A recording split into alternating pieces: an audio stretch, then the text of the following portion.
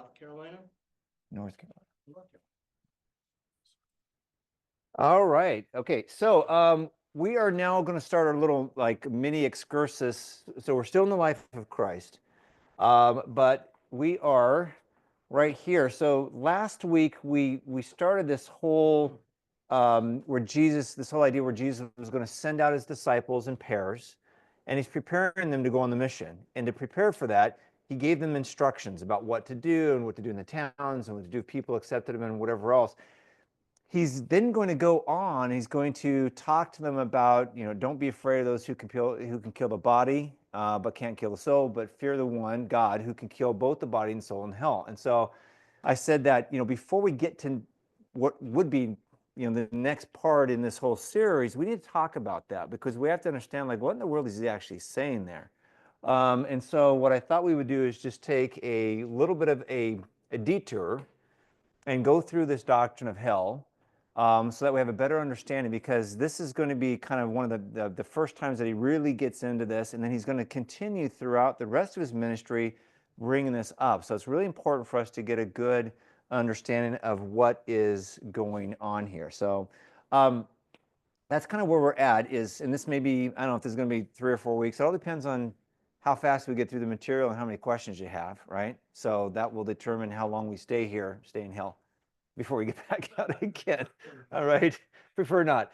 But let me go ahead and give you kind of a need for this, right? So, obviously, we are studying the life of Christ, and because he says more about hell than anybody else. In fact, hell is that the actual name of the place.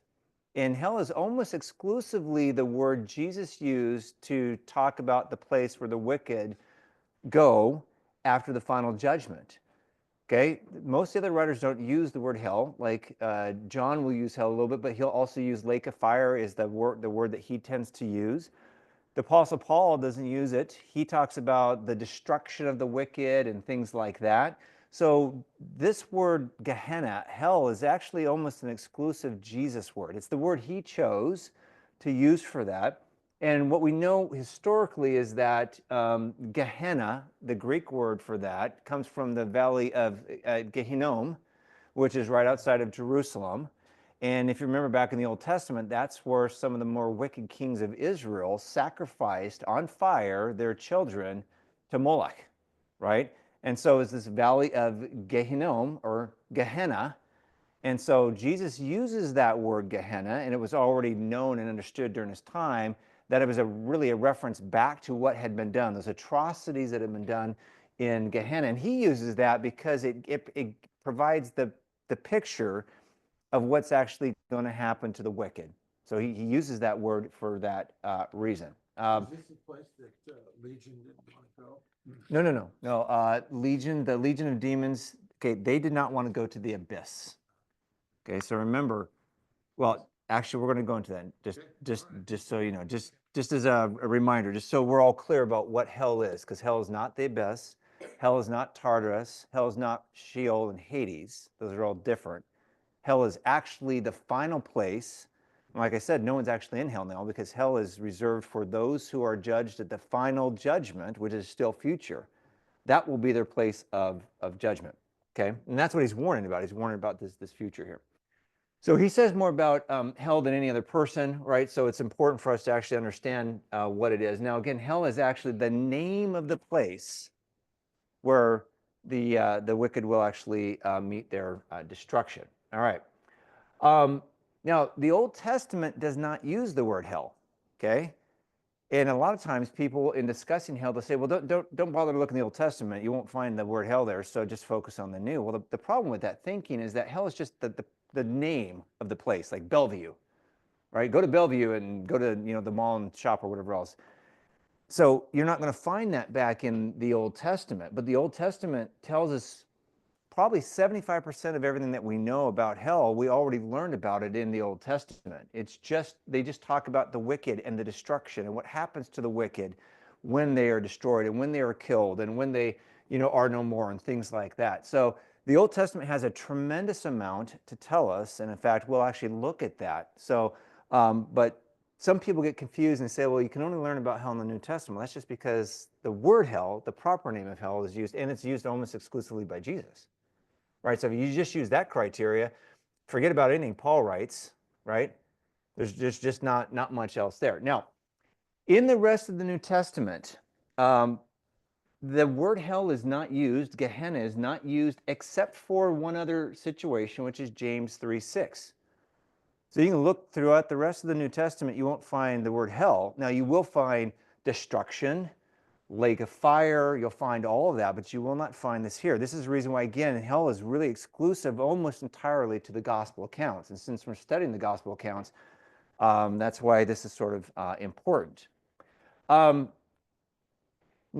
our current versions, English versions, there is, quite a while ago with the William Tyndale translation of 1525, it wasn't translated well. And what happened is that some of your English translations, not all of them, some of them will actually conflate the word Hades, Sheol, with hell. They're not the same thing.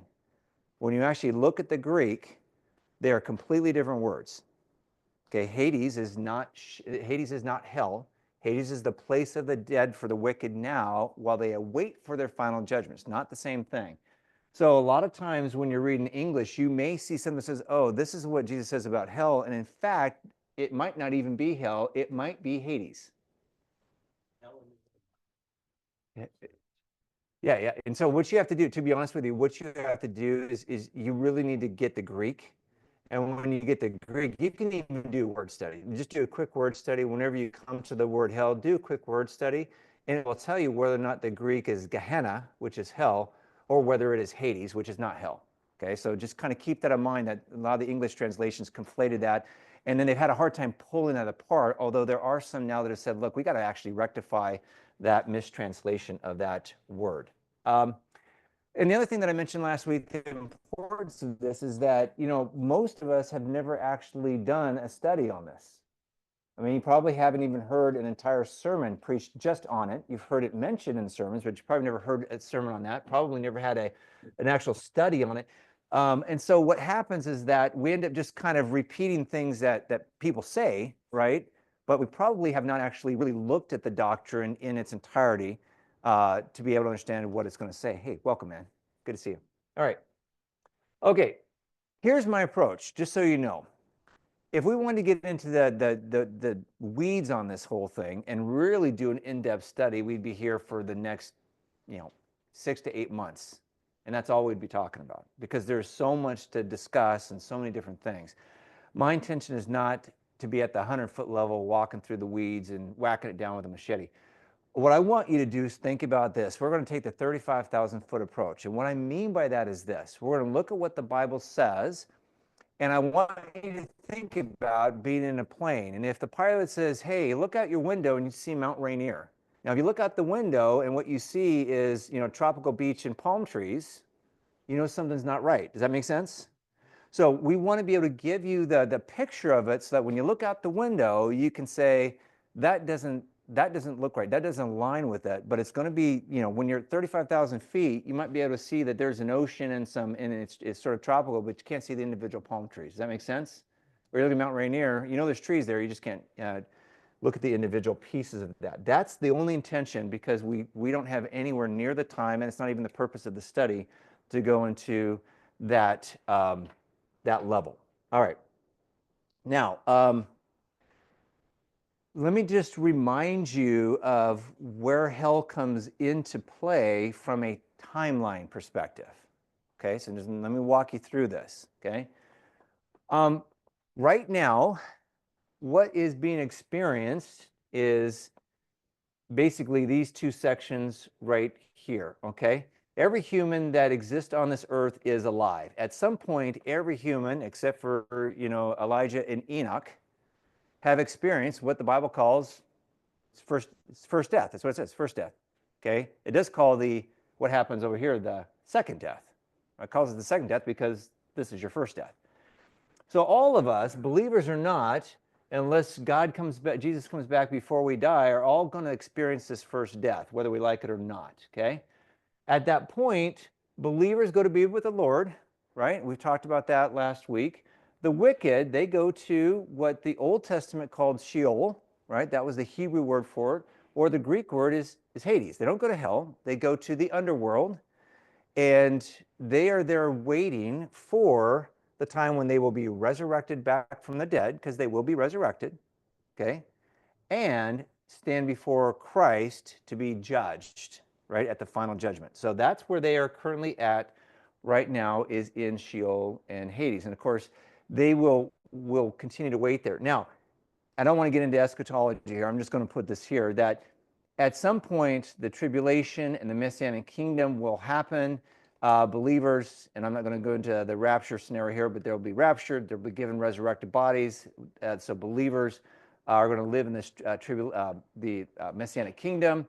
But during that, the wicked still remain in Sheol and Hades. So they're going to be there for a while, awaiting for that. Now, at some point then, at the end of that Messianic kingdom, the end of that 1,000 years, the wicked are resurrected. Okay, they're given bodies. Their bodies are resurrected, right? And once they're resurrected, then they stand before Christ. Now, believers, when we stand before Christ, we are judged for our works. Okay, not salvation, but we're judged for our works, right? When the wicked, they are also judged for their works, but they're not judged for works in regards to salvation. They are judged for their works based off of what the punishment will be suffered in hell. We talked about that a couple weeks ago, when it was pretty clear. Christ said that there are degrees of punishment in hell. So they're going to be condemned to hell. And as part of that condemnation, it says that the book is opened up and their works are opened up before everybody, and then they're judged according to their works. Some will be judged more harshly than others, but they're all going to go and be judged, and then they will be cast into hell. At this point, we have the eternal order for believers, right? This is where we get the new heavens and the new earth, and that's what's called the eternal order, because it never ends. What happens at that point will be what we have for the rest of eternity. The wicked are in the lake of fire, or hell. And so this whole next couple weeks here is all about what happens here. We're not going to talk about any of this stuff here. I just wanted to give you an idea of hell is not Sheol and Hades. It is this part here where now it's the place they go after they have been condemned and judged by Christ, when the books are opened.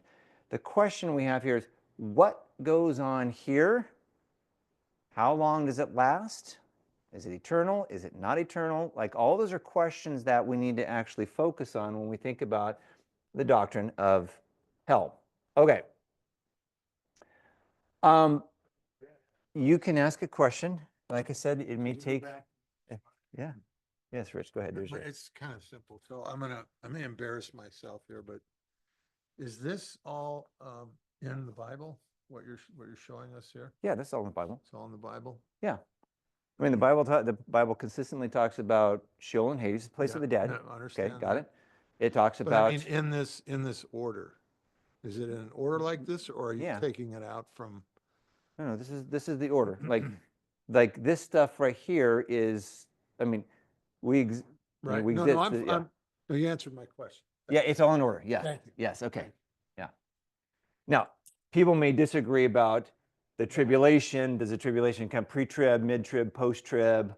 The millennium, is it, premillennial, postmillennial, amillennial? I mean, there's all kinds, and I'm not going to get into that. It's not the point here. The point is that the end of that, whatever that is when this starts. And here is our area of focus: this wicked in hell and the lake of fire. So, yeah. But yes, it's in order. Mike isn't here, so I have to ask Oh, a question. yeah, here. that's right. He's still sunning himself. Okay. Second column, the wicked go to Sheol, Hades, and you said that the people on the top row are given bodies, resurrected bodies. Oh, not yet. No. Not yet. No. Okay. This Well, is, at the tribulation, at the Messianic kingdom, they're given. correct. Okay. You and I, if we die But- before that, we But- will have resurrected bodies. But my question goes to the bottom row, Mhm. which is, what form do these people, souls, whatever, is there any indication of what form they take as they're living in Hades, Sheol? Yeah, let me. And we talked about this a couple. There's two primary views. There's one which is called the disembodied view, which is basically your spirit, right? Your body's dead, but your spirit, right? The other one is a term called soul sleep, right? Where you basically just you die, and then to you it seems like a second because you sleep. Okay, so we talked about that, and I didn't. That wasn't my view that I held, but those are kind of the two views that are had now. If you take the disembodied view, what that means is that these are spirits. Now, when we discussed what does that look like, I said, I don't know what that looks like, because everything I experience, my spirit experiences now, is experienced through my physical body for the most part. I mean, my thinking, maybe not necessarily, but I don't know what it would be like to be a disembodied spirit. I mean, you can't even say you're floating around because the spirit doesn't have any, there's no materiality to it. So the idea of even kind of floating and whatever else implies some sort of connection to the physical world. So to answer your question, I don't know what it's going to look like, but all I can tell you is that the main view is that they're disembodied spirits that are there, that are conscious. What I mean by that, they have consciousness. You don't lose your consciousness. Is this where the fin pulling up Yes. around it? Yes. Yeah. Yeah. Correct. Maybe it's arranged. Correct. And actually, okay, the question was, and if you didn't hear that, the question was, is this the rich man and Lazarus, which is Luke 16, right?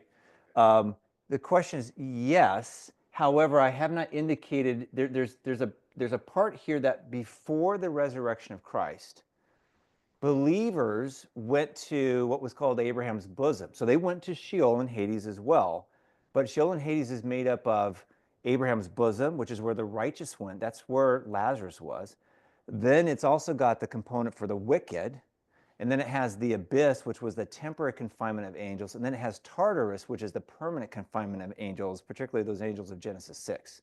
Okay, so I don't show that here, but yeah, and when we get to Luke 16, we're going to talk about the fact that at that point, Jesus has not been resurrected. So at that point, believers went to Abraham's bosom, unbelievers went to that. But again, that isn't hell. So when you read Luke 16, you shouldn't read hell into that, because that's not hell, it's Hades.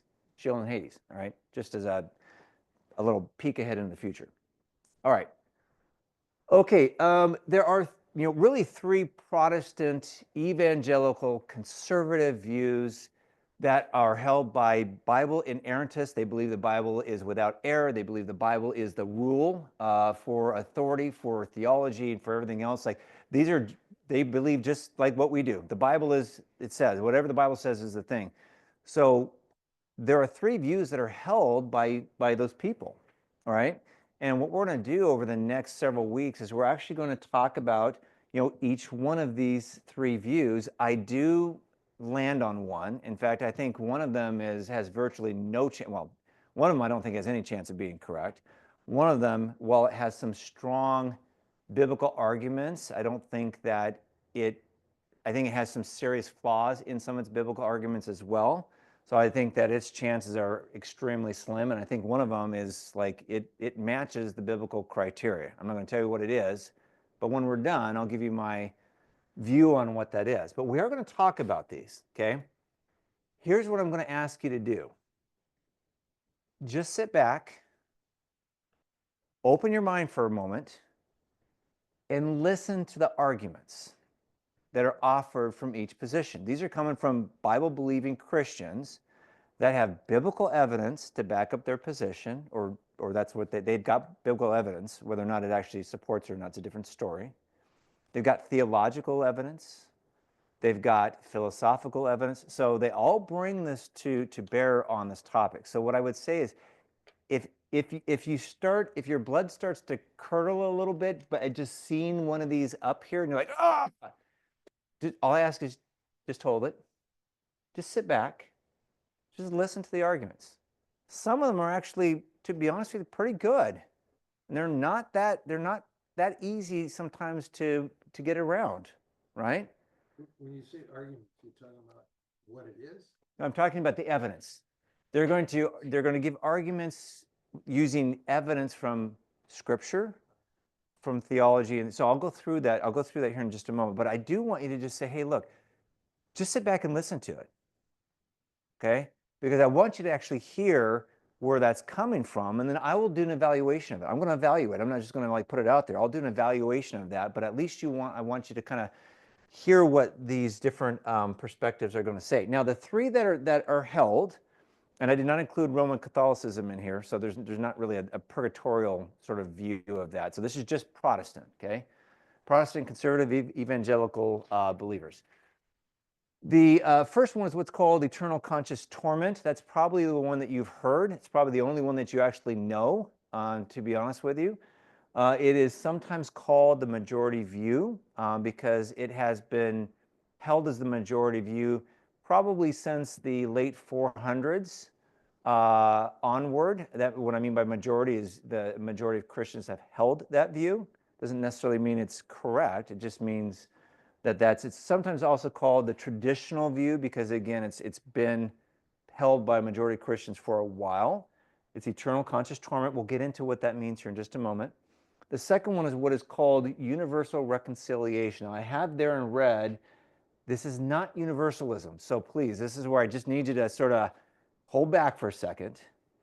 Universalism is the belief that all roads lead to God. Doesn't matter. You call your God Allah, I call him Yahweh, you know, someone else, you know, worships the trees. It doesn't really matter what you do because we all go to sort of the same, in the end, we all go to the same spot. That's universalism, right? Universalism is absolutely, completely unbiblical, not true. Universal reconciliation is not universalism. Okay, I'll get into what it is here in just a moment. So please do not associate that because if you do, you're not going to actually hear the argument for it. And they've actually got some pretty strong arguments for what's called universal reconciliation, but it's not universalism. All right. The last one is what is called conditional immortality, or sometimes it's called annihilationism, right? Conditional immortality is the name given because it says that only those who are believers, the immortality is conditioned upon you believing. And if you don't believe, you're not immortal, right? And annihilationism is what happens to them in hell. So we'll kind of get into that. But that's the names help you to kind of think of this. Eternal conscious torment. You're going to be tormented, or tortured actually is the same word, for all of eternity consciously in hell. That's probably the main one that you've had. All right. Now, all three of these views are called orthodox. I'm using orthodox in a very specific way. What I mean by orthodox is each group that holds these views agrees to all the essentials of Christianity. What they disagree on is, does hell last forever? And what happens to the people in hell? And then they've got biblical arguments to sort of back up their spot. But they agree with everything. So in other words, these are orthodox. These are people that even if I disagree with their view, I have no problems calling them brother. And in fact, they probably agree with 99% of everything else I agree with, even if I disagree with them on this, right? So they're orthodox because look at the things that they're all going to agree to. And I want to set this up because sometimes people will try to discount one of these views as, quote, heretical, which is completely the misuse of that word, right? You do have access to these slides, you do. Okay. All right. Okay. Okay. Let me just walk through here. I'm going to just do this quickly, but I just want you to see what they all agree on. They all agree God exists. They all agree in the Trinity. They agree Jesus is God. They agree that he died. They agree that he was raised from the dead. They agree that salvation is by faith alone, right? That salvation is only obtained through the death of Christ, so faith alone through Christ alone. They believe in the inerrancy of the Bible. They believe that hell physically exists. Like it's not some sort of a metaphysical view of just saying, oh, Jesus just sort of painting this sort of picture over here, but the thing doesn't exist. No, they believe hell actually exists. They believe that wicked are sent to hell. They believe that hell will be horrible and must be avoided. All three of them agree on everything. They just disagree on how long does hell last and what happens to them in hell. But all the essentials of Christian doctrine they agree on. So I want to set this up because, again, it can be very easy to sort of just discount and say, oh, that's just some sort of heresy view or some sort of, I don't know, liberal Protestant theology or some kind of nonsense like that. Okay, let me describe these in more detail, and then I've got some slides, and you can go to, I'll give you the website you can go to actually see. There's a really great visual that a group has done that I think helps to really unpack this and make it make more sense. Let me just give you some of the highlights here. I'd prefer you actually read what's on the screen. Yeah, yeah. You can close your eyes later. Yeah, no. I mean, if you want to, if it helps you to visual, no, yeah. Open your mind doesn't mean close your eyes. Okay, so eternal conscious torment. Okay, and I'll just basically call this ECT from now on, just because it's a lot easier than saying 3 words. They believe that the wicked are condemned to hell as punishment for their sins, and that punishment is retributive justice, right? Okay, retributive. They're being paid for. They're specifically sent there to pay for their sins. It's retribution for that, right? They believe that hell lasts for all of eternity, right? That's the E part of eternal conscious torment, that hell lasts for all of eternity.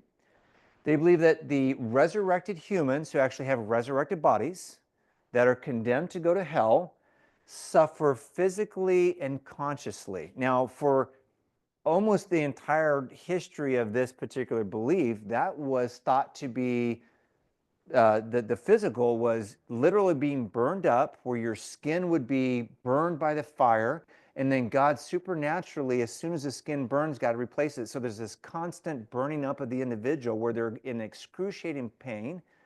Their body's constantly being consumed, but never consumed. It's on fire, it's being burnt, but it's never burned up, okay? And that happens for all of eternity, and that happens no matter what sin was committed for that particular crime, for that particular sin, that the punishment is this whole thing here. So now, in the last little bit, proponents of this particular view here have tried to soften a little bit, because obviously that brings a lot of issues with that view, to be honest with you. And so they try to soften it and say, well, maybe it's not physical punishment, maybe it's more mental. C.S. Lewis tried to do his thing of in The Great Divorce. In his other book, I forget, what was the name of that one, where he basically talked about that, no, they sort of lock themselves from inside. And what happens is that over time, they sort of become beast to the point where they just become like animals. And they don't really, their humanness is completely gone from them over a period of time. So there's been ways to sort of soften the blow of the torture and torment that's going on, but that has not been, that's not been about 1,400 years of the, 1,600 years or 1,500 years of that belief system. So that's kind of a recent trend, because society today doesn't want to hear about that, right? Okay. Okay. Now, they experience their torment for all of eternity, and there's no rest. So this punishment will be eternal. It'll be suffered consciously, and it will be torment, or the torment and torture, the same word is used in the Bible. I actually think, I would call this eternal conscious torture, but of course, torture doesn't sound very, very good, so use the word torment. I'll use the language that the proponents of that view will use, but it's the same Greek word. Okay, the second view, which is called universal reconciliation, again, not universalism. What they believe is the wicked are condemned to hell because of their sins. Great, on the same page so far. However, they believe that God's punishment in hell, and it is going to be horrible, and you want to avoid it like the plague, it's actually a refinement process, and it's not meant to be retributive. In other words, what happens to the individual in hell is God refines them, and essentially he restores them to their unfallen state. And actually what gets burned in hell, I'll just give you the preview, what gets burned in hell, what dies in hell, is your sinful nature. So that once God has done that, then that individual will recognize God for who he is, recognize what Christ has done for them on the cross, and at that point, they will put their faith and trust in Christ, and they'll be saved. So the question for the universal reconciliationist is that, yes, there are certain people in this life, before the first death, that will accept Christ. They get to avoid going to hell. The other people that didn't, they will go to hell, and they will have that burned out for them over a period of time. Hitler may take a long, long time and may be super, super hard, but eventually he will come to see who God is, what Christ has done for him on his behalf, and that sinful nature will be burned, will be destroyed, will be killed, killing the old man, and will be killed out. At that point, eventually everybody will be saved. Now they're reconciled not because of their works, they are reconciled because of the death of Christ. So it's based on the death of Christ, it's also based on faith. They have to put their faith in God, but that will happen once that has been essentially burned out of them. Does that all make sense? Okay. So again, still the same, still holding the Orthodox beliefs. It's just a matter for them. It's a matter of when the faith and conversion happens. But I think I like. No, that. hold on. Oh, Hey, look, I love universal reconciliation Is as this an is- idea. As an this idea. is essentially the Great Divorce, isn't it? Where everybody was is. like, they would get further and further away, and then they'd get on the bus and they'd come to the beginning of hell, and Yep. the angel would come up and, do you want me to kill the little demon on your shoulder?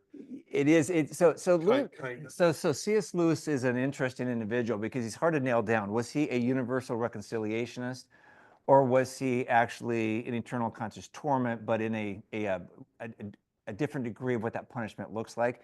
I don't think he was actually a universal reconciliationist, although he got close to that. And the Great Divorce is one of those. But again, remember the Great Divorce. Not everyone is saved. Some of them decide to get back on the bus and Right, not go to heaven. back. Correct. So that's why I don't think he's a universal reconciliationist, because they believe eventually everybody will. The fact that they were able to get on the bus and have the opportunity. Sure. That's called a postmortem faith or reconciliation. It happens because it happens after death. So now they have their reasons for saying that, hey, look, God wants everyone to be saved. Sometimes it happens before you die, and let's hope it does. Sometimes it happens after you die, and they say, prove me wrong, and prove me wrong that you can't have that happen. Now, of course, there's one verse in particular people will whip out, which I don't think is particularly helpful, to be honest with you, when you look at the verse. I'm not saying I'm a universal reconciliationist. I'm just saying that is their viewpoint, is that what will happen, and eventually everyone will be saved. Now, Rich, I love that. Like, I don't know anyone who would not want this to be true on the face value of what it is. Everybody gets redeemed. God's creation gets redeemed, and it's a totality. I mean, it's a beautiful concept. Whether or not it stands the biblical test, though, we'll find out next week. Okay, but I'm just letting you know what it is that they believe, and then next week we'll actually dig into that. Some of the things that they've got out there are like, theologians have struggled and wrestled with this stuff for a little bit, and sometimes their responses are, less than convincing. I'll put it that way, right? So I do think they've got some strong biblical arguments. I also think, look, tell you what, I won't tell you what my evaluation is until we get there.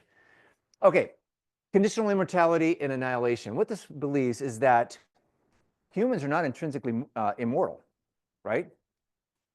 The saying that, we're all immortal, when we die, you either go here or there, is not what they say. They believe that humans are mortal, and that the wicked are, of course, sent to hell.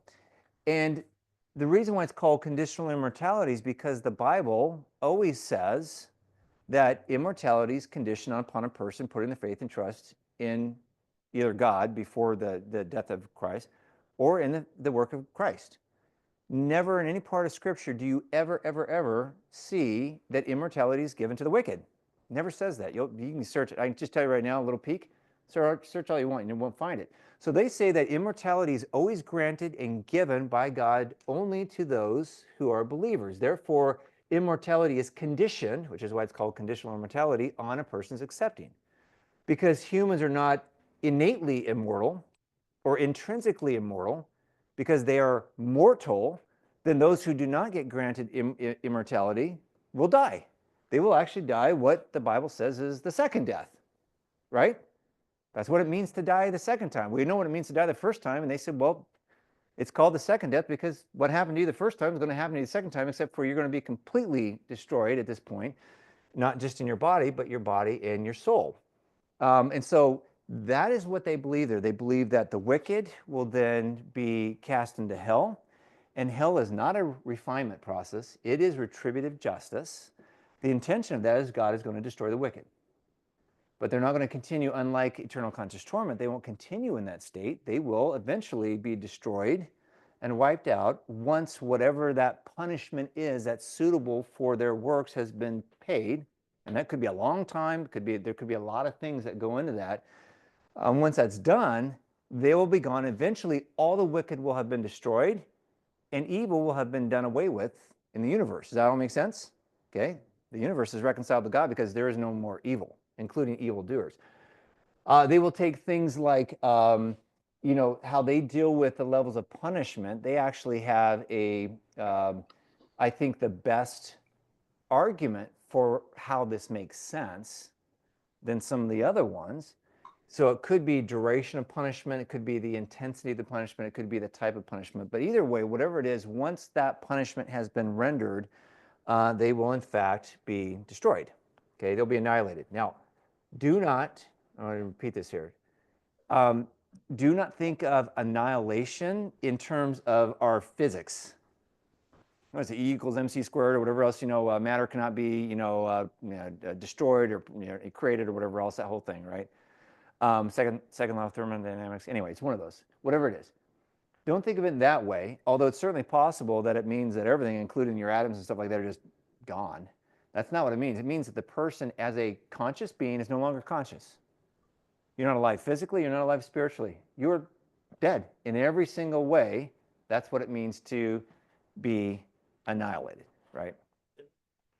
Hold on here. Why not the dissolution of the atoms then?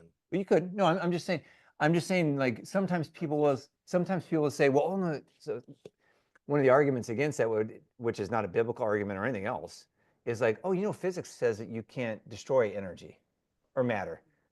And this view doesn't have anything to do with whether or not your atoms are destroyed. It just means you're dead. Okay, you can go to your grave. If you've got to know someone that's dead, you can go to the grave and shout it all you want. The person's dead, right? That's all it means. Doesn't mean that God, who created everything, couldn't take it out of creation. God's not bound by those. So that idea that it doesn't match physics just is like, I don't even know why someone would bring that argument up, because it doesn't make a bit of sense. All right. Okay, gosh, this is going to be hard to read. I didn't realize how difficult this was going to be to read. So let me kind of walk you through this here.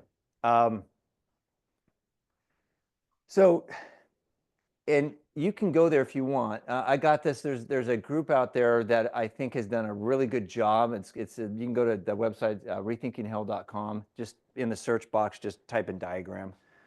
And I think they did a really good job of trying to summarize the different views, just so you can see, like, okay, what does this believe? Now, they call this the hell triangle because you've got these different sides here. And what's very interesting is that sometimes the traditionalism or eternal conscious torment will agree with universalism or universal reconciliation, but they'll disagree with conditionalism.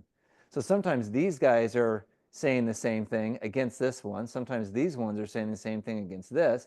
Sometimes these ones are in alignment against this one. So you can see by looking at both sides or all sides of the triangle sort of how they align. Now, again, traditionalism says regarding the suffering, it is permanent. These people are tormented and tortured for all of eternity, and that is permanent. There's no getting out of it for billions and billions and millions and trillions and whatever else.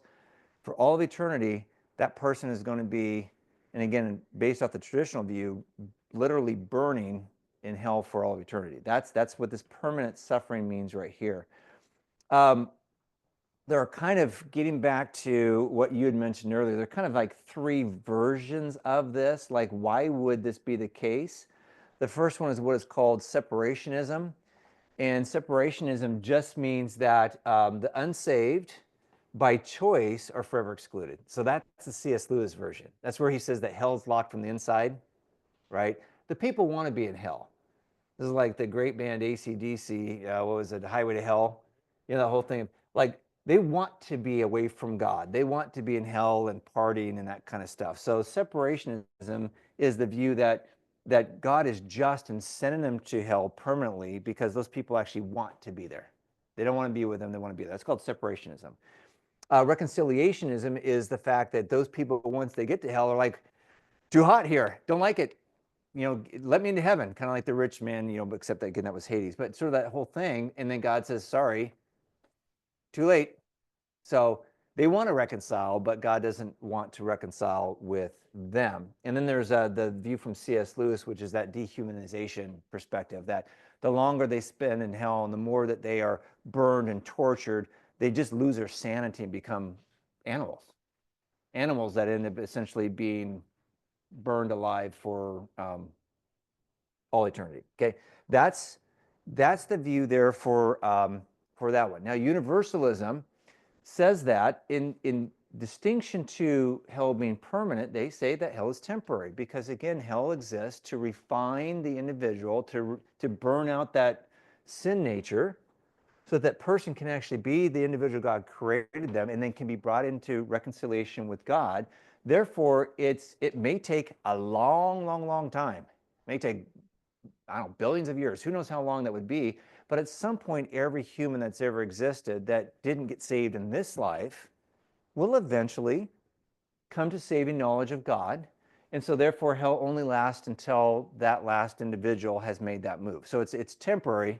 Temporary shouldn't be implied as a short time because it could be, in fact, rather lengthy. Now, conditionalism or conditional immortality says that the destruction of the individual is what is permanent. They go to hell, God in hell punishes them, and the fact that their life is taken from them, it's the taking of the life. It's the fact that they will never ever be resurrected or brought back to life again. Their death is what is the permanent aspect. Hell only, though, lasts as long as it takes for those that are there to be judged appropriately for their works. Once that's happened, hell actually isn't needed anymore. But certainly the judgment upon them that they're dead, that lasts for all of eternity. Does that all make sense so far? We're all good? All right. I just said that. Now, in relationship to evil, right?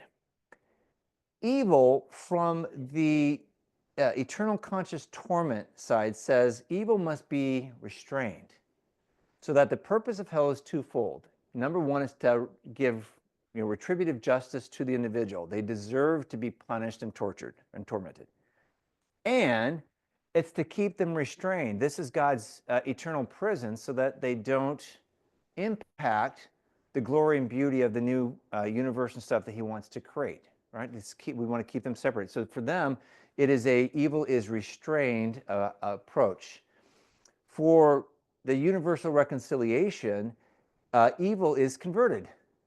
Your sinful nature eventually gets wiped out, and we return to the status and the state that God intended for us, and therefore it's done away with.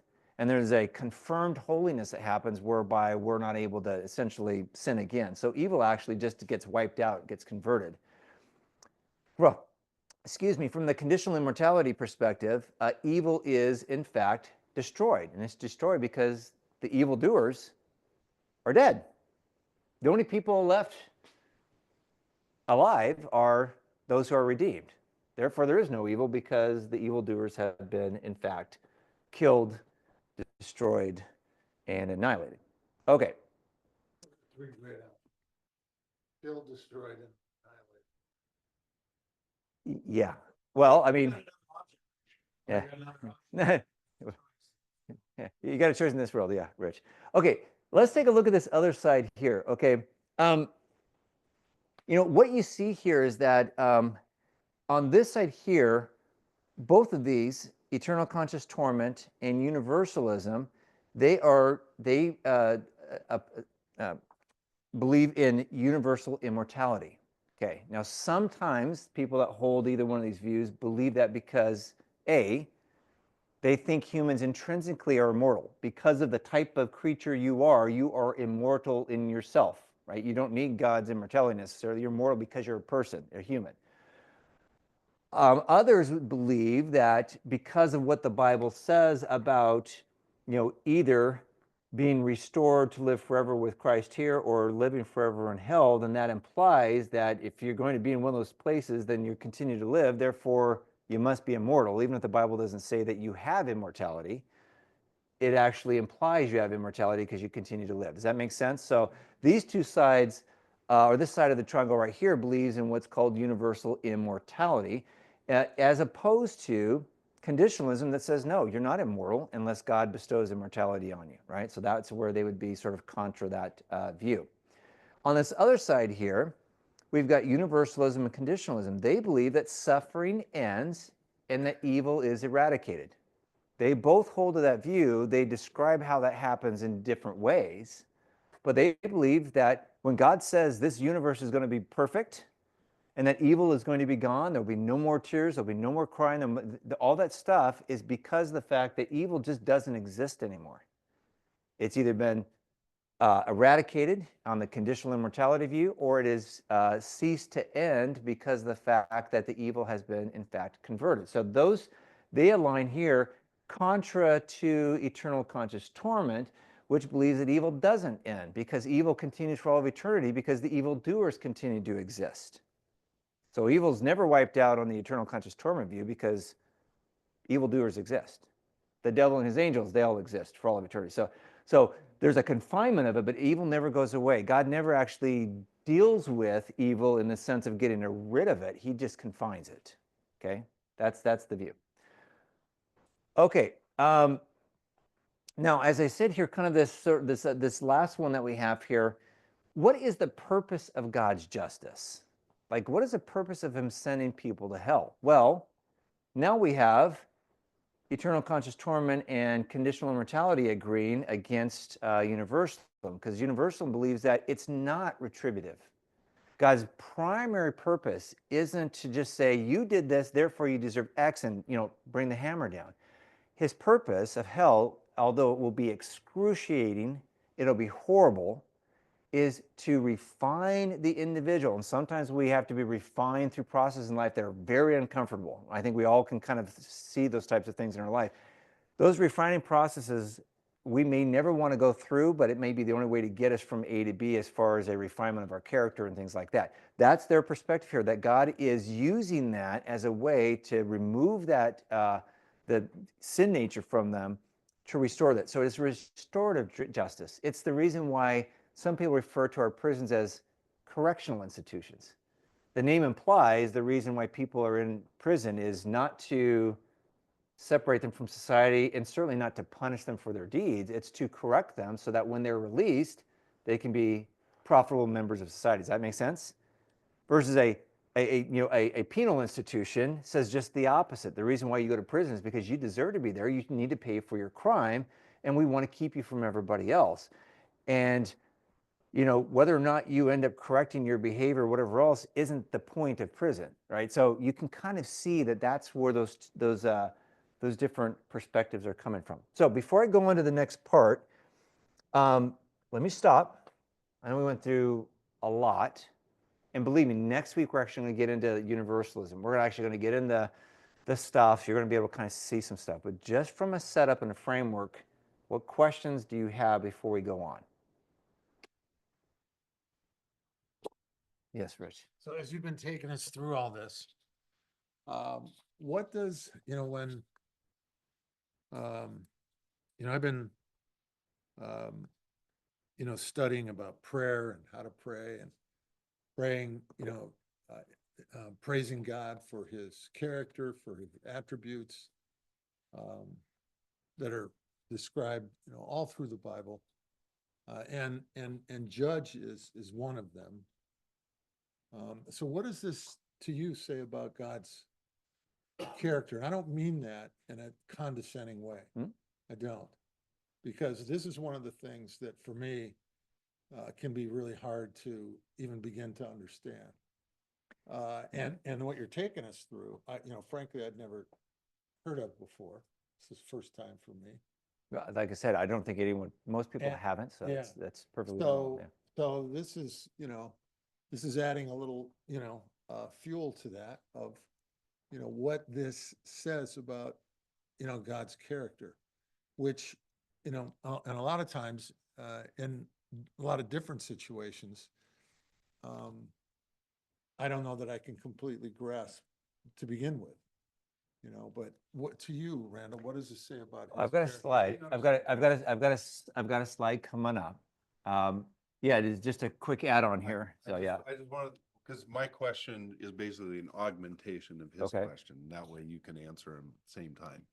So my question is throughout the entire New Testament, Christ tells us to love our enemies, Mhm. to forgive 7 times 7, 7 times 70, or whatever. It's like to be forgiving. And obviously, God sending Christ as a path to salvation is an enormous testament to that forgiveness and that loving your enemy, etc. But just as a question of like the whole idea of the top of that triangle where that's it, you're going to burn in hell for all of eternity and it's retributive and all of that. How do you square that with the whole idea of, forgive? Yeah, and so this is great questions. So I've got a slide coming up here, and what I'm going to say, I do. I've got a slide. Here's what I'm going to say is, let me allow each view to answer the question. Obviously, the view that has the most challenging defense is eternal conscious torment. That's the one where if you're going to defend that, it's hard. Now, I know all the arguments for it because I've used them many times. I wrote papers on them and everything else. So I know that. I know the philosophical and the biblical arguments, but that's the one where you really have to buckle down and say how you're going to do that. Obviously, the universal reconciliation is a lot easier because in the end, everybody's saved and everything is great. Like in the end, everything does live happily ever after in that case, right? So they've got a much lower burden on that biblical, theological, philosophical question is lower. So let me just answer your question by saying wait, Okay. because when we get to each one of them, they have to answer that question. I mean, you can't ignore it. The question essentially is this. In case let me just sort of sum it up. The question is this: how do we take the concept of hell, whichever concept it is, which one of those three? How do you take that and square that with God's justice and wrath? The wrath of God is upon the wicked. I mean, the Bible is really clear. And God's justice and the fact that God is love. Those two things sometimes feel like, it's like the two ends of the magnet where you're trying to push them together, but no matter how hard you try, they push each other away. Sometimes it's hard. So every view has to then say, whatever view we have has to make sense of those two parts of God's character. Okay? It's just a yes or no answer. Yes. Yes or no answer. Yeah. So God is God. Like a seven confirmation. God gave the law. He's the lawgiver. Yeah. Right, correct? Yes. And the law's been broken. Yes. So this is the consequence for that. Yeah. Yeah. And all three of them agree that sin, the consequence for sin is death. They all agree that. The consequence for sin is death, and the consequence for sin is, unless you accept Christ in this life, is to go to hell. They all agree on that. That's what I'm saying. No one disagrees on that. The question is, how do you take the view of hell and reconcile it with what we know to be God's character? That can be tough sledding. That's the point. And so when we get to them, and so I'm going to say that I'm going to answer your question. When we get to those ones, just hold on to it. That's the tension that you're dealing with. The reason why it's an issue. Yeah. Tension I'm dealing with is thinking of people that I know who are and True. having anxiety about that. Well, so here's the thing. We're going to walk our way through it, and we'll see. But whatever the view is, it must make sense and not contradict that. Does that make sense? Okay. So we can't on one hand have God either being the do whatever you want, no consequences view, like you go all the way over here, but we also can't have God being a moral monster.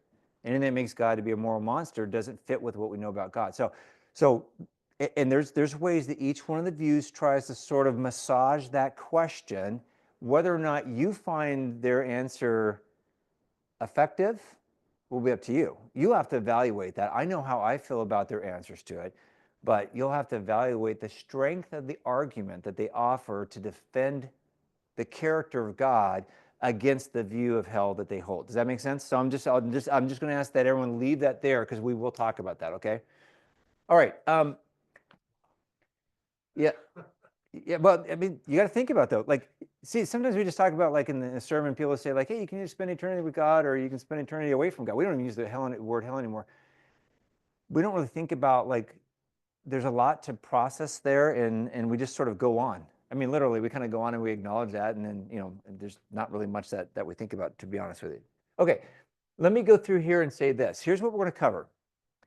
There are 5 types of arguments that will be presented for each view to defend, okay? Here's what they are.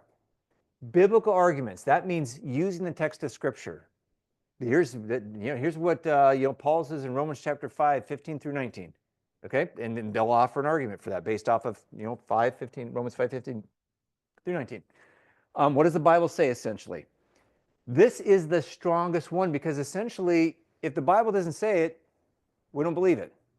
Okay, so every argument has to do this. Now, here's the problem. Sometimes what I see is I see people that are proponents of each one of these different views, and they'll start off with their weakest argument, and they never even present the biblical argument for it.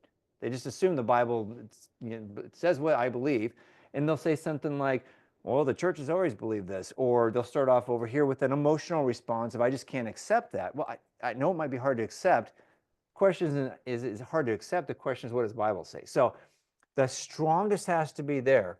The next one is what is called a theological argument. What it says is this, is what we know about God in some other theological way, how does this verse correspond with that? Because God's not going to contradict himself, okay? So you might have, you might have something where you say that, I'll give you an example. If you believe the extent of the atonement, let's say you are Reformed in your theology, and Reformed theologians believe that God elected us before the foundation of the world, those that are saved, and the rest of them, he essentially elected or predestined them to go to hell, right? He elected who's going to be saved, that's it. And then the history sort of just plays itself out. If you believe that, then you believe that the extent of the atonement is that Christ died only for, his intention was only for the elect, and the blood that he shed was only for the elect, and the only sins that he took upon himself was not the sins of the world, but the sins of believers. Okay, now we don't talk about the extent of the atonement. I'm just painting it out to you. If you are Reformed theology, you're going to be in that bucket someplace there. Those are sort of the main things. What you wouldn't be able to do then is be a what? Which view could you not hold? Which of the 3 views couldn't you hold if you're that? You are, that's right. You couldn't hold the you are. Now, why couldn't you hold your? I just want you to think about this. If you're going to believe in predestination and God chose you and before you were knit in your mother's womb, then he had a plan and a will for you, and that was eternal life in his kingdom. And those who were passed over for his They're not elected. part We'll of just say. his decreed of will Yeah. is the I don't understand. Yeah. But for his purposes, to his glory, they're not going to be restored. And they're not Correct. going to be Correct. reconciled. So, Jeff, that's exactly right. You could not hold, this is where I'm saying, if you hold a theological construct of Reformed theology and election, right, or predestination, predestined to be saved, predestined to not be saved, to go to hell, you can't be a universal reconciliationist because universal reconciliation says everyone's elected. I mean, that would be their point. So this is what I mean by when we get to certain theological arguments, if you look at a verse and you say, I think it means this, but yet you hold something else over here, that's where you got to check it and say, wait, hold a second, that doesn't make sense to this other theological belief. So that's that kind of second pillar. The third one is going to be philosophical. How do we justify God in light of hell? What arguments can we make for the character and the justice of God in light of hell? Those are typically philosophical arguments. We've already determined that hell looks like a certain way. And Is God's holiness philosophical? no, his holiness would be biblical and theological. The question would be then, how do you philosophically defend that? How do you? Let me give you an example of this. Let's say that you are believe in eternal conscious torment. Okay.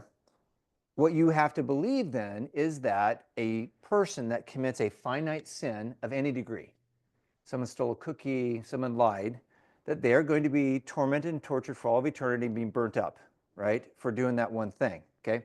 Now, what you then have to do then is you have to say there are philosophical arguments. How can God condemn someone who committed a finite sin, and probably a finite degree of a finite sin, right? It's not eternal, it's not infinite, whatever else.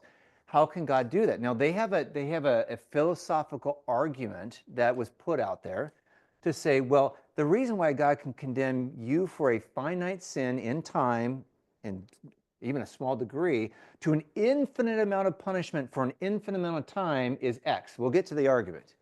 But that's what we mean by a philosophical argument, because you got to be able to do that. You got to talk about the little 8-year-old girl who's selling cookies down the street, and yeah, she's done some things, but she hadn't been out there. I mean, comparative to things I've probably done in my life, she's what we call fairly innocent. You got to be able to reconcile that on eternal conscious torment, and they offer a philosophical argument for that. Does that everybody make sense? That's that third bucket, all right? Fourth bucket are what are called historical arguments. Historical arguments basically say, if we look back into church history, what was believed by different groups of people about this topic at what time? So basically, historical arguments answer the question of who believed what, when did they believe it, what did they believe about it, why did they believe it? In other words, what were their arguments they offered for their particular position? And then how did that impact the church doctrine and creeds? That's what's called a philosophical argument. What did the church believe throughout history, right?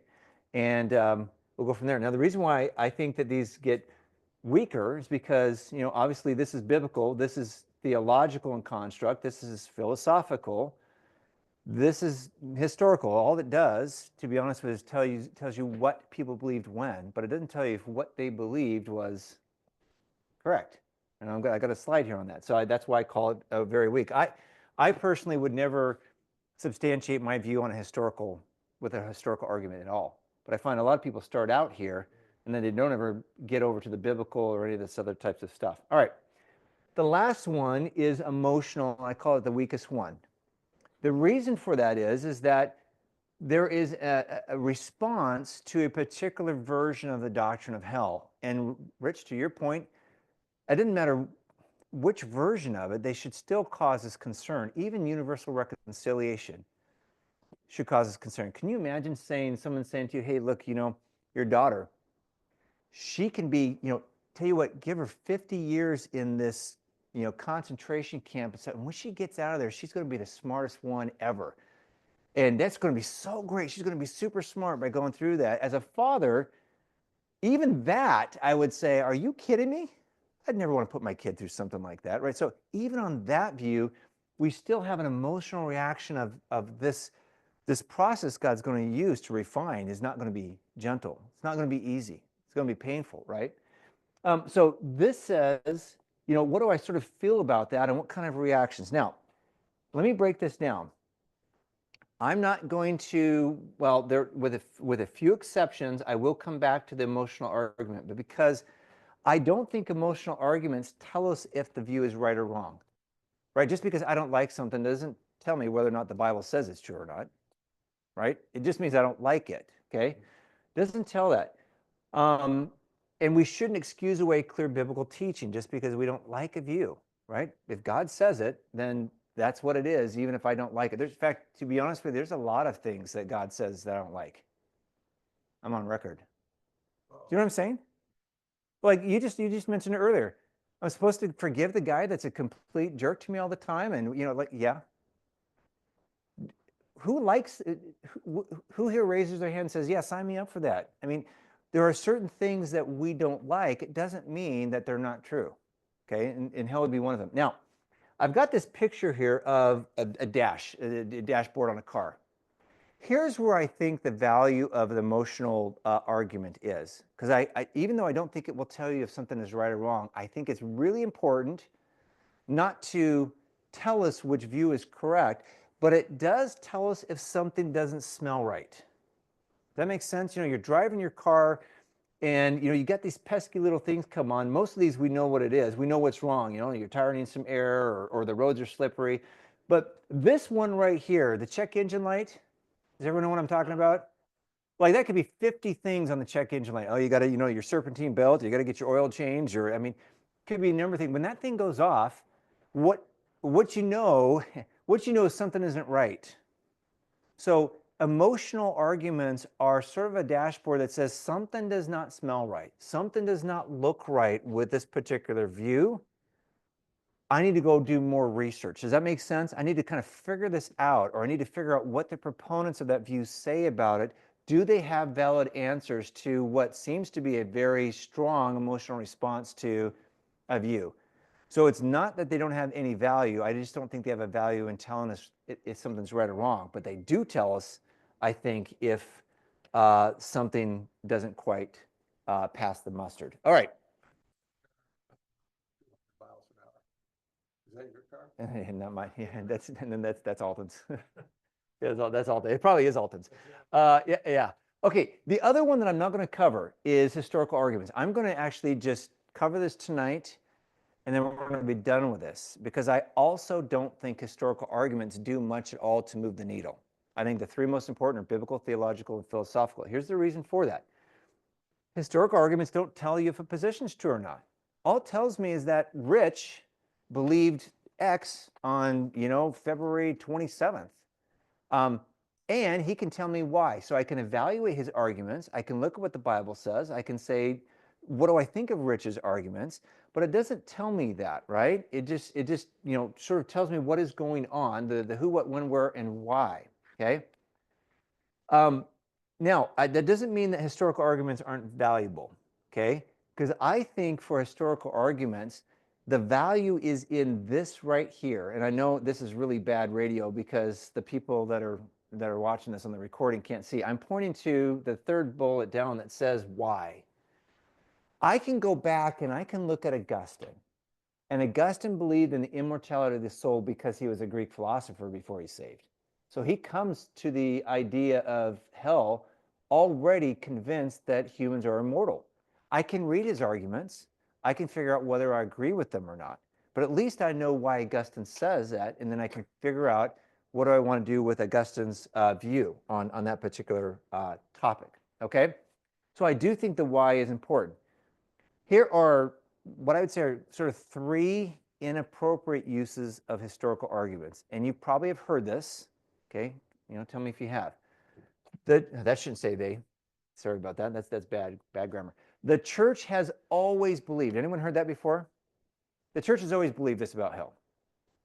Let me clue you in on something. The church has never always believed on just about anything.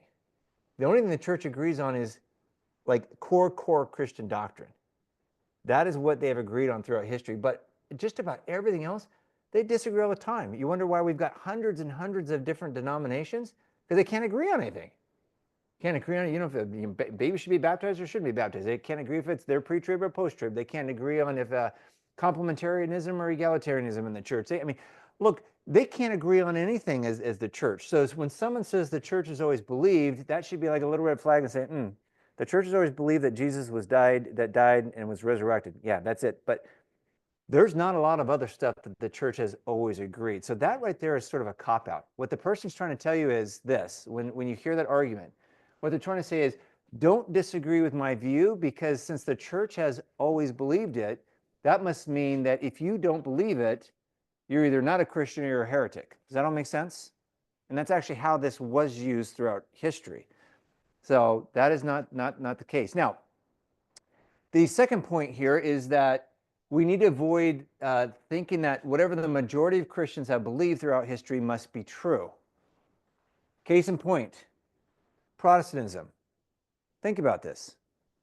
Protestantism, for 1,500 years of church history, Protestantism wasn't true. Well, less than that, because obviously Roman Catholicism and their, the salvation by works and stuff didn't come until later. But for a very long period of time in church history, the core beliefs of Protestantism, soli gloria, soli scriptura, scripture alone, faith alone, all that kind of stuff that came out of the Protestant Revolution, was not the church belief. So for the majority of time, the majority of Christians believed what we would call sort of Roman Catholic doctrine, at least up until the 1500s. Protestantism comes through here, and guess what? They didn't like what Luther did. Luther was, to the church, a heretic. So we can't just say that. We have to evaluate what the belief is compared to the Bible, right? So that argument can't stand. The last thing is that the church creeds determine what's true. Well, church creeds are really valuable because the church creeds is an attempt by the church fathers to wrestle with some really, really thorny, difficult discussions, right? And to then formulate them in a way that you could memorize to keep you from making some mistake, like denying the divinity of Christ, let's say. So they put them into these creedal forms. But again, these are not infallible. You always have to check the creeds against what the Bible says. So those would be kind of three historical arguments that I would not put a lot of stock in. All right. Let me just kind of finish up this historical argument piece. And then, like I said, I'm not even going to bring it up again because I don't think it has a lot of value. Let me show you, these are the three views. These are church fathers, early church fathers, well-known church fathers, wrote a lot of great material. These are the ones that were really close to that. Let me ask you what you see from that list. What are your observations? The earliest person up there was Ignatius at 108 AD. Yep. I mean, he knew John That's right. personally. He was a disciple of John. And which view did he hold? Conditional immortality, and Correct. he was probably closest to the, well, he was closest to the. He was a disciple of the Apostle John. He held to conditional immortality. Okay. So here's what I would say. There's a couple things we can see from this list. Up through basically the first 400 years of Christianity, all three views were held by the church. Does that make sense? They were held by the church. And they were held by renowned early church fathers. Right? Not some knucklehead over here that no one knows. Like these were held by that. The second thing is that what we know for a fact, this is what we know for a fact, the earliest documented writings of an early church father that tells us their view on this is Ignatius, the disciple of John. So what you can factually say is the earliest documented early church view on this was conditional immortality, right?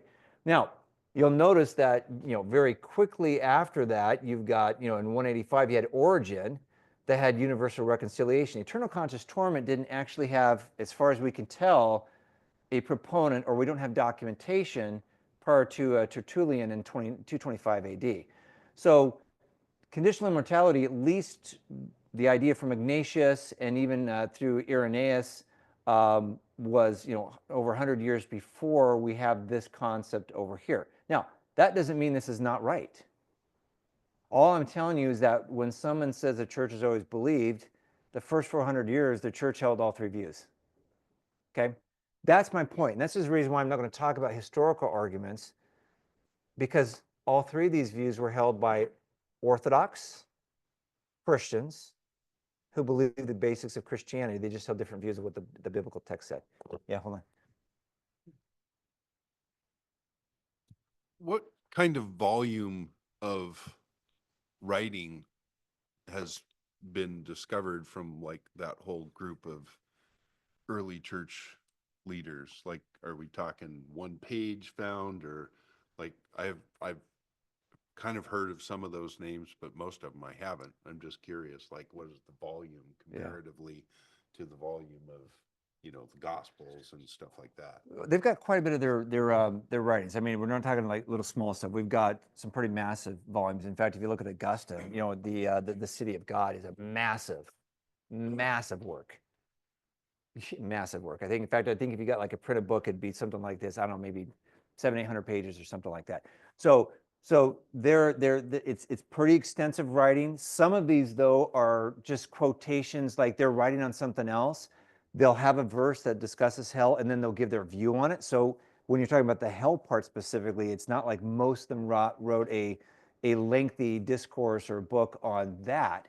It's just when they mention it, they'll do the scripture verse and then they'll expound on that to say this is what that means, right? So that's why I list these up here. So that's the only thing I wanted to kind of get across from the doctrine of hell is from a historical perspective. So yes. Small point to that question. For any of these people, especially, and they're involved in the canonization of the Bible? Well, not the 300s. No, that's where you start getting into the church, the creeds, the councils and stuff like that happen at the time.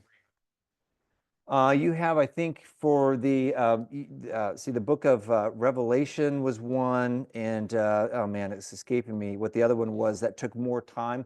But by the time of Origen, the canon had already been established, right? So By the time, yeah. Hmm? I don't think so on that. I mean, I could be wrong, but I don't think so. I think that was pretty well settled by then. All right, so I know we're at time right now. We're going to kind of finish this up.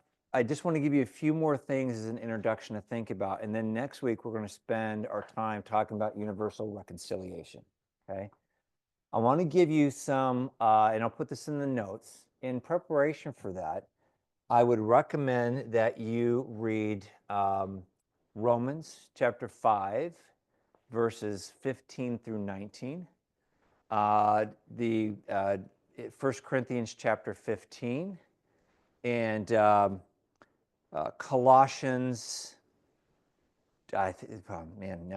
Colossians 2, 15 through 20, I think, as starters for that view. Okay, these are going to be some of the biblical texts that the universal reconciliationist will use. So it might be good, and I'll send it out in the notes to give you specifics, but those would be ones for next week. Okay, any last questions or comments? Hopefully this has been not too difficult. Yeah. Yeah. I just want to thank you for doing this. This is, You're welcome, man. I feel like I'm getting a free pass to college. Here, it's just, Don't worry, there's lunch. There's lunch involved. I can't express how much I appreciate your time and dedication to this whole program. Thank you. Okay, thank you. I appreciate that. All right. Well, with that said, I know we're at time. Yeah, I'll send that out to you. Do some work, and I do want you to actually look at the text I'm sending out and pay some attention to it, because the universal reconciliationists, they do have what I would call some strong biblical arguments. Like, I know, let me just give you this as a real quick peek into this. When I first started looking at this topic about, I don't know, 13, 14 years ago, I was writing from a particular perspective, and I thought, you know what?